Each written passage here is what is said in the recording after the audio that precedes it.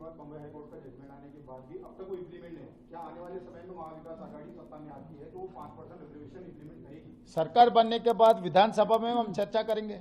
क्या तेलंगाना में तो 4% लागू है, आपको पता है।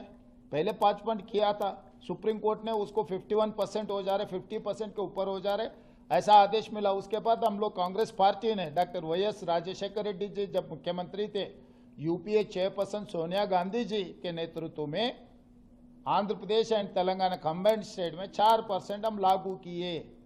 आज भी उनके वजह से लाखों लोग बेनिफिट हुए। परसों मैं टीचर रिक्रूटमेंट करवाया था, 11,000 टीचर रिक्रूटमेंट हुए, तो उसमें मुस्लिम minority 720 teacher they have got elected in this reservation. तो जिसको जिसको गरीबी है, जिसको जिसको जरूरत है, उन लोगों को न्याय करना कांग्रेस की जिम्मेदारी है।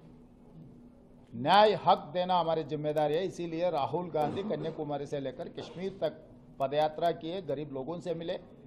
गरीब लोगों के तरफ से leader of opposition in the Lok Sabha he is fighting like anything.